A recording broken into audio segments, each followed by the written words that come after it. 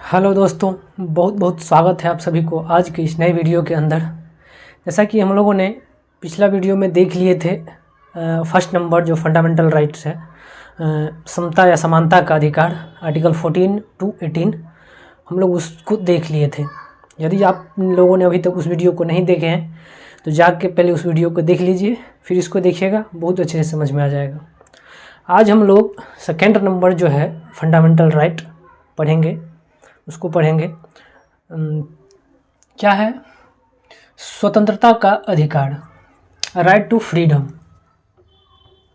क्या? स्वतंत्रता का अधिकार। ये क्या होता है? स्वतंत्रता का अधिकार देता है हमारा संविधान। किसके अंतर्गत? आर्टिकल 19 के अंतर्गत। मूल संविधान में 7 प्रकार की स्वतंत्रताओं का उल्लेख किया गया था, लेकिन अब जो है 6 प्रकार की स्वतंत्रताएं जो हैं अब बची है। एक जो था 19(1)(f), उसको निरस्त कर दिया गया, ख़त्म कर दिया गया 44th कॉन्स्टिट्यूशन अमेंडमेंट एक्ट 1978 के तहत। समझ गए? वो अब मौलिक अधिकार ना रखे, वो क्या है? कानूनी अधिकार, लीगल राइट है। राइट टू प्रॉपर्टी जो था आर्टिकल 19(1)(f) में, उसको अब फंडामेंटल राइट से हटा के लीगल राइट हो गया है, मतलब कानूनी अधिकार हो गया है। कानूनी अधिकार क्या होता है? कानूनी अधिकार वो अधिकार होता है जो हमसे कोई जनता यानी आम पब्लिक, कोई आम पब्लिक मतलब तो नहीं छीन सकती है, बट अगर सरकार चाहे तो छीन सकती है। वो भी सरकार अपना मन मर्जाना नहीं, मतलब सरकार के अगर ज़रूरी पड़े, सरकार को ज़रूरत पड़े कि ये ज़मीन चाहिए, इस चीज़ की ज़रूरत है, मान लीजिए हाईवे बनाना है, रोड बनाना है, तो उस केस में सरकार क्या करेगी? इस ज़मीन को ले लेगी। उसको हटा दिया गया है। हम लोग एक एक करके जो फंडामेंटल राइट है 19 में कितना है? 6 है, उसको देखते हैं। फर्स्ट में क्या है? 19(1)(a), उसमें क्या कहा गया है? विचार और अभिव्यक्ति की स्वतंत्रता। क्या? विचार और अभिव्यक्ति मतलब क्या हुआ? मतलब आप अपना विचार कहीं रख सकते हैं, अपना अभिव्यक्ति कहीं प्रकट कर सकते हैं, अपनी मन की भावनाओं को कहीं व्यक्त कर सकते हैं, मतलब जहाँ तहाँ पता नहीं आप लोग कहाँ कहाँ अपनी मन की भावनाओं को व्यक्त कर देते हैं। तो वो सब अधिकार जो है हम लोगों को संविधान देती है। किसके अंतर्गत? आर्टिकल 19 के अंतर्गत। 1 में 1 आर्टिकल 19(1)(a) बी में क्या कहा गया है? बी में शांतिपूर्ण तथा बिना हथियार सम्मेलन की स्वतंत्रता, मतलब आप सम्मेलन कर सकते हैं कहीं भी, तो ये कर सकते हैं। 1(b). सी में क्या कहा गया है? सी में कहा गया है कि संगठन बनाने तथा सहकारी संस्थाएं स्थापित करने की स्वतंत्रता। संगठन बनाने का मतलब हुआ कि जैसे अपने हित के लिए, समाज के हित के लिए लग रहा है कि ये ज़रूरी है, ये चीज़ होना चाहिए, तो इसके लिए क्या कर सकते हैं? सरकार पर दबाव डाल सकते हैं, सरकार पर दबाव बना सकते हैं कि आप इस चीज़ को करिए, ये चीज़ ज़रूरी है, समाज के लिए ये चीज़ होना चाहिए, तो ये संगठन आप बना सकते हैं। हो गया सी। डी में क्या कहा गया है? कहीं भी आवागमन की स्वतंत्रता, भारत में कहीं भी आवागमन की स्वतंत्रता भारत में। उसके बाद डी में क्या कहा गया है? भारत में कहीं भी निवास करने अथवा बस जाने की स्वतंत्रता। आप मतलब बस सकते हैं कहीं पे, वहाँ पे निवास कर सकते हैं, अपना जो है वहाँ अस्थाई जो है बना सकते हैं, अपना जीवन को वहाँ रख सकते हैं, निवास आप वहाँ बना सकते हैं। समझ गए? ई एफ में तो उसको तो हटा दिया गया है।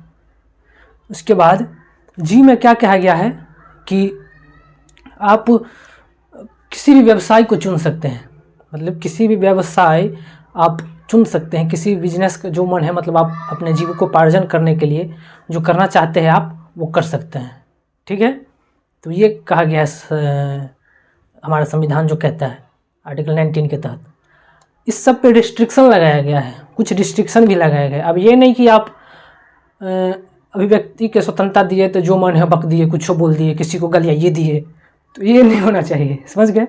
फिर आता है, मान लीजिए आपको कहीं भी निवास करने अथवा बस जाने की स्वतंत्रता देता है, तो वहाँ उपद्रव मचाना चालू कर दिए, जो मन है करना चालू कर दिए, तो ये सब नहीं होना चाहिए। समझ गए? 19 हो गया। और अब क्या करा है? आर्टिकल 20, अपराधी ठहराए जाने से संरक्षण। इसका मतलब क्या हुआ?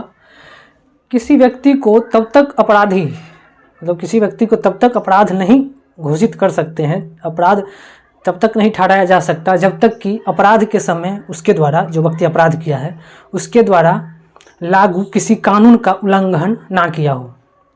मतलब क्या हुआ, मतलब समझिए कि अब ये नहीं कि कोई कानून, मतलब कोई अपराध किया कोई व्यक्ति 2 साल पहले अपराध किया और आज उस अपराध के लिए मान लीजिए कानून बन रहा है ये सज़ा, तो उस अपराध के लिए उस व्यक्ति को आज सज़ा मिलेगा, ये ऐसा नहीं लिखा गया हमारे संविधान में।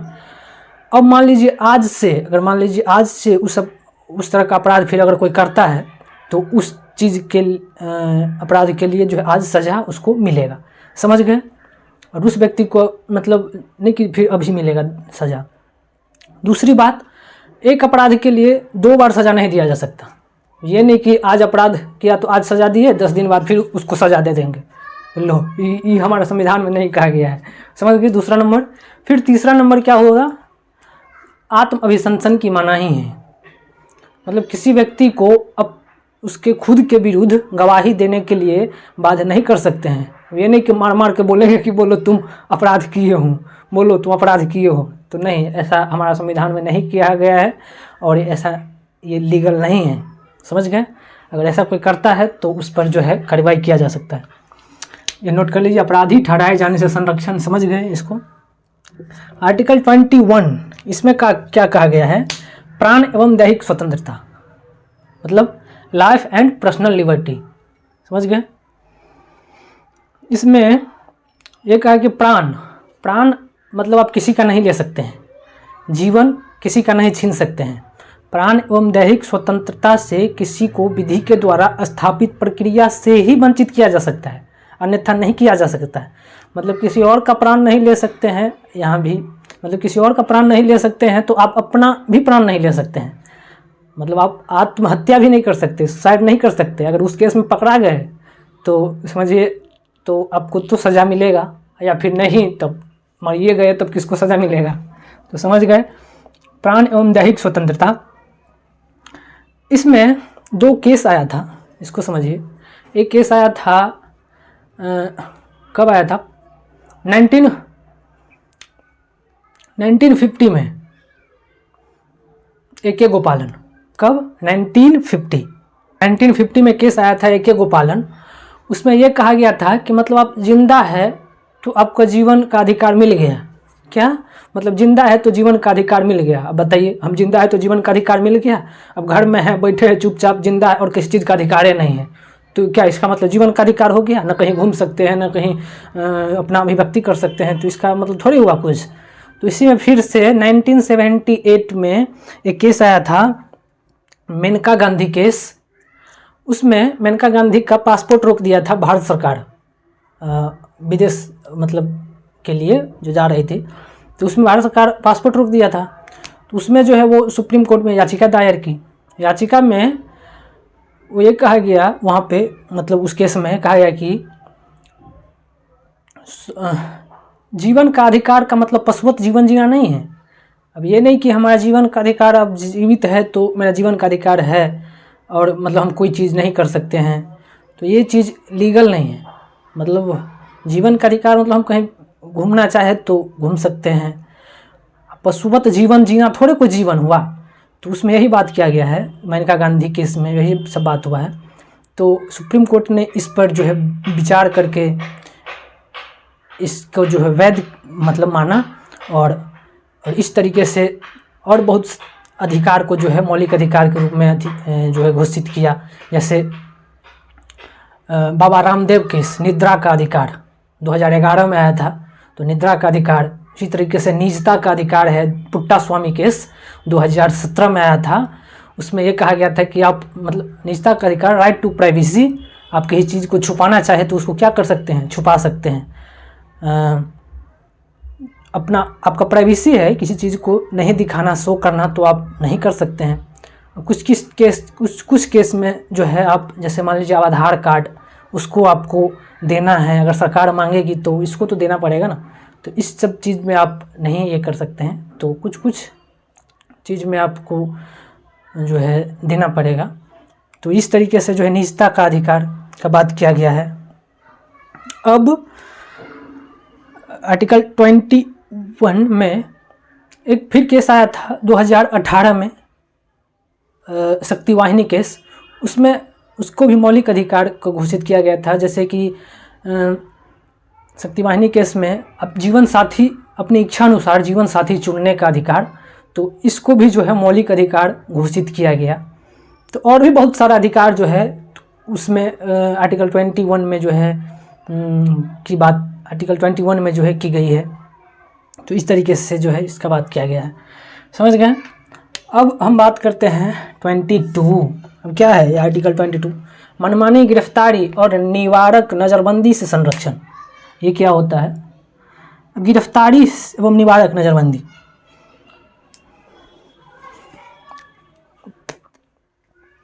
इसमें दो तरीके का बात किया गया है। सुप्रीम कोर्ट इसमें भी दो तरीके का बात किया गया है, एक दंडात्मक निरोध और निवारक निरोध। क्या? एक दंडात्मक, क्या? दंडात्मक और एक निवारक। ये हो गया फर्स्ट नंबर, ऐसे लिख लीजिए। और दूसरा निवारक, निवारक निरोध। पहले इसको समझिए। दंडात्मक निरोध में जो कहा गया है, ये तो हो गया कि अपराध, मान लीजिए आप अपराध कर दिए, और ये जो है अपराध से पहले, तो पहले इसको समझते हैं। अपराध जो आप कर दिए हैं इसको समझिए। अपराध तो दो तरीके का अपराध होता है। जैसे एक अपराध हो गया कॉग्निजिबल, एक अपराध हो गया नॉन कॉग्निजिबल। जैसे मान लीजिए कोई छोटा मोटा अपराध हो गया और कोई बड़ा अपराध, और कोई होता है कि बड़ा अपराध। छोटा मोटा अपराध में किसी को मुंह कान तोड़ दिए, मतलब थप्पड़ ऊपर मार दिए, मतलब छोटा मोटा अपराध जो भी है कर दिए। तो इस केस में आपको सरकार क्या करेगी? तो वारंट दिखाएगी कि आप देखिए ये किए हैं, ये अपराध किए हैं, इसके लिए आपको ये सज़ा मिलेगी, आप चलिए जेल, आपको जो है ले जाएगी, वारंट दिखाएगी। लेकिन उसमें जो है नॉन कॉग्निजिबल जो है, उसमें जो बड़ा अपराध कर दिए हैं, जैसे मान लीजिए किसी को गोली मार दिए, किसी को मतलब मर्डर कर दिए, किसी को आग लगा के मार दिए, किसी के घर में आगे लगा दिए, तो इस तरीके का अपराध में नहीं दिखाएगा कि आप देखिए ये किए हैं वो किए हैं, नहीं, सीधे चलिए जेल में ले जाएगा, समझ गए। अब जेल में ले जाने के बाद वहाँ police station, first number point आपको तो वो दिखाएगा अरेस्ट वारंट कि आप ये किए वो किए हैं। सेकेंड नंबर इसमें देखिए 24 घंटे के अंदर, 24 घंटे के अंदर निकटतम मजिस्ट्रेट के समक्ष प्रस्तुत करेगा, किया जाएगा। मतलब जो निकटतम जो न्यायालय होगा वहाँ पे आपको प्रस्तुत किया जाएगा।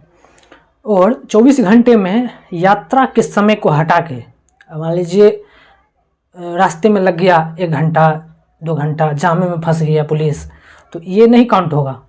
जब पुलिस एंट्री कर लेगी पुलिस स्टेशन में, वहाँ का समय काउंट होगा कि कितना देर इसको इसमें रखा गया है, कहाँ, जेल में, तो वो करेगी। अब जैसे मान लीजिए आप आज मतलब 10 बजे पकड़ के ले गया, अब कल 10 बजे तक उसको वहाँ निकटतम मजिस्ट्रेट के समक्ष प्रस्तुत करना है। पुलिस को लगा कि मतलब आज नहीं कल ले जाएंगे, थोड़ा दूर का रास्ता है वहाँ से, जैसे कि पुलिस स्टेशन से थोड़ा ही दूर का, एक आधा घंटा पौन घंटा का रास्ता है, तो उसको लगा कि आज नहीं कल ले जाएंगे, तो कल जाके ले जा सकती है। और बीच में यातायात की समय को हटा के उसको जो है मजिस्ट्रेट के समक्ष प्रस्तुत करता है, समझ गए। यातायात को समय मिलाएगा तो पता चलेगा कि जामे में फंस गया 4 घंटा, तो उस सबको नहीं मिलाएगा, समझ गए। निकटतम मजिस्ट्रेट के समक्ष प्रस्तुत करेगा। अगर कहीं नहीं प्रस्तुत किया 24 घंटे के अंदर, तो इसको भी समझ लीजिए, तो वो हैबियस कॉर्पस कर सकता है। वो बाद में हम लोग पढ़ेंगे, मतलब बंदी प्रत्यक्ष रीट जारी कर सकता है। हम लोग जो रीट जो चैप्टर है हम लोग उसमें पढ़ेंगे। अभी यहाँ इसको देखिए, तो वो अभी यहाँ पे जारी। इसके बाद अगर कहीं इतना देर तक रख सकता है पुलिस, अगर नहीं 24 घंटा के अंदर मजिस्ट्रेट के समक्ष प्रस्तुत करता है, तब उस तरीके का बात होता है। अब अगर कर दिया तो वहाँ पे न्यायालय होगा।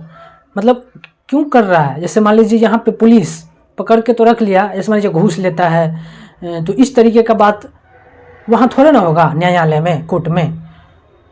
और पुलिस जो है पकड़ के यहाँ पे रखे हुए रहता है और जो है घूस लेगा, इस तरीके से मारपीट करेगा। तो इस सब से जो है संरक्षण प्रदान करता है। क्या करता है? संरक्षण प्रदान करता है। कोर्ट में ले जाके वहाँ क्या सही है क्या गलत है उस तरीके का बात जो है वहाँ न्याय की बात होता है। समझ गए? अब निवारक निरोध के का मतलब क्या हुआ? निवारक निरोध का मतलब ये हुआ, निवारक नज़रबंद,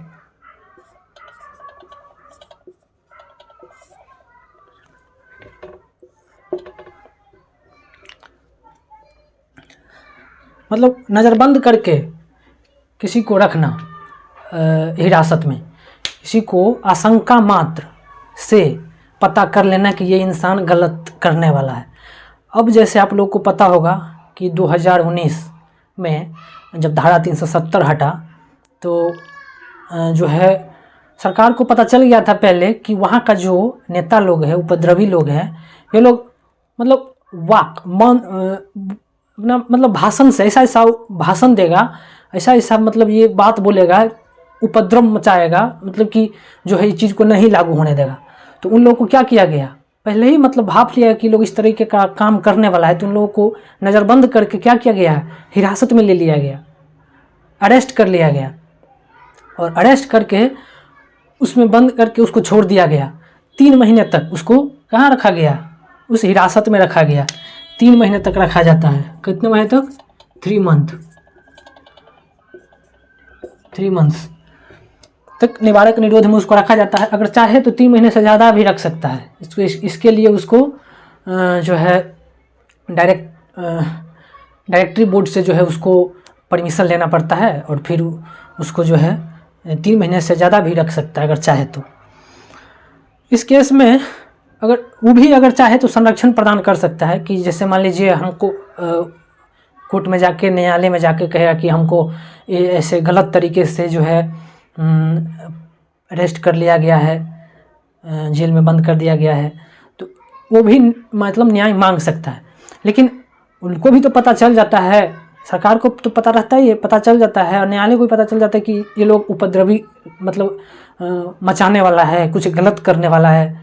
तो इस तरीके से जो है उन लोगों को क्या करता है, उसमें जेल में मतलब ऐसे ही छोड़ देता है, बंद, नज़रबंद में। न किसी से मिलने दिया जाता है, टेलीफोन काट दिया जाता है, लाइन काट दिया जाता है, मतलब लाइन तो नहीं काटा जाता है, मतलब टेलीफोन किसी से बातचीत नहीं करने दिया जाता है, चुपचाप उसके अंदर जो है उसको बंद करके रख दिया जाता है। और इस तरीके से जो है वहाँ का धारा 370 जो है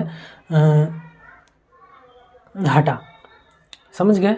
नहीं तो अगर नहीं ऐसा होता तो सही में आज मतलब समझिए तो बहुत ही विकराल परिस्थिति हो जाता, नहीं होने देता वहाँ का जो है नेता लोग, जो भी है अधिक करने वाला सब। तो समझ गए इतना। तो उम्मीद करता हूँ ये वीडियो काफ़ी अच्छा लगा होगा। वीडियो अच्छा लगा होगा तो वीडियो को लाइक, कमेंट, सब्सक्राइब कर दीजिए। मिलते हैं नेक्स्ट वीडियो में, तब तक के लिए पढ़ते रहिए, मुस्कुराते रहिए। धन्यवाद।